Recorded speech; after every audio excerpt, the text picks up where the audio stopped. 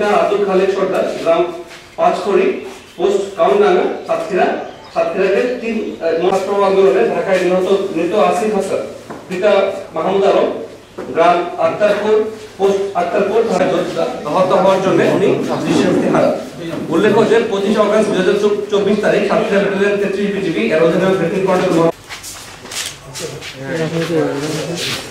চন্দন হয়েছে হয়েছে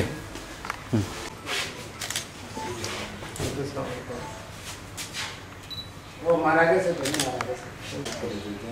চলো আমরা পাশে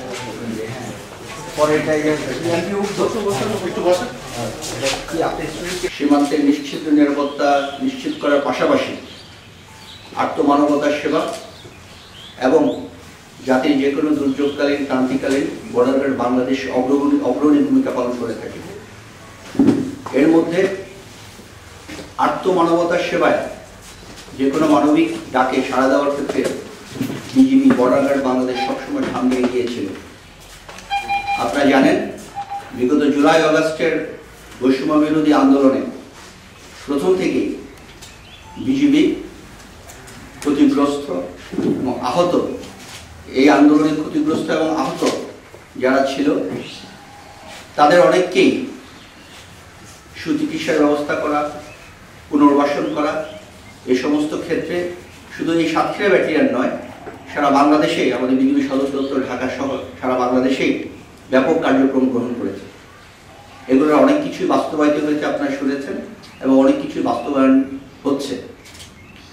আমরা যদি সাতক্ষীরা ব্যাটালিয়ন থেকে বলি, গত 25শে অগস্ট যদি আপনারা মনে করতে পারেন, আমাদের সাতক্ষীরার একমাত্র শহীদ আসিফের পরিবার সহ আরও 2 জন গুরুতর আহত যারা চিকিৎসাধীন ছিল সাতক্ষীরা কলেজ হসপিটালে, সেই সময় থেকে শুরু করে অদ্যাবধি আমরা বিভিন্ন সময় বিভিন্নভাবে ক্ষতিগ্রস্ত আহতদেরকে পুনর্বাসন করার জন্য, সহায়তা করার জন্য এগিয়ে এসেছি। তারই ধারাবাহিকতায় আজকে আমরা একজন আপনাদের মাঝে, আমাদের মাঝে একজন যারা বিগত জুলাই আগস্ট আন্দোলনে উল্লেখযোগ্যভাবে বলবো আমি ক্ষতিগ্রস্ত হয়েছে, দৃষ্টিশক্তি হারিয়েছে, আন্দোলনে প্রত্যক্ষভাবে সরাসরি অংশগ্রহণ করার কারণে তাকে আমরা আজকে আর্থিক সহায়তা প্রদান করলাম। এবং আমরা এটা আপনাদের মাধ্যমে বাকি সবাইকে জানাতে চাই, আমাদের বিজিবির যে কেন্দ্রীয় হাসপাতাল আছে সেই হাসপাতাল সহ আরও 5টি হাসপাতাল আছে সারা বাংলাদেশে, যেগুলো বিশেষায়িত হসপিটাল।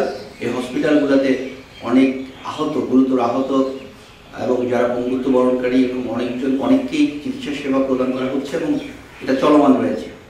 এর পাশাপাশি যে সমস্ত চিকিৎসা সেবা এই সমস্ত হসপিটাল সমূহে দেওয়া যায় না, অন্য বিশেষায়িত হসপিটালে দিতে হয়, সেখানে সহায়তা করার জন্য, যাদের আর্থিক অবস্থা অতটা ভালো নয় তাদেরকে পুনর্বাসন করার জন্য যে কার্যক্রম বিজিবি হাতে নিয়েছে, সেই কার্যক্রমের অংশ হিসেবে আজকে আমরা আমাদের এক ভাইকে আজকে সহায়তা করলাম এবং আমরা আপনাদেরকে আশ্বস্ত করতে চাই এই সহায়তা অব্যাহত থাকবে। আপনারা সকলে আপনাদের মূল্যবান সময় ব্যয় করে আমাদের আহ্বানে সাড়া দিয়ে সাংবাদিক বৃন্দ আপনারা এসেছেন, আপনাদের সকলকে আমাদের আন্তরিক ধন্যবাদ, শ্রদ্ধা এবং কৃতজ্ঞতা। সবাই ভালো থাকবেন। আসসালামু আলাইকুম।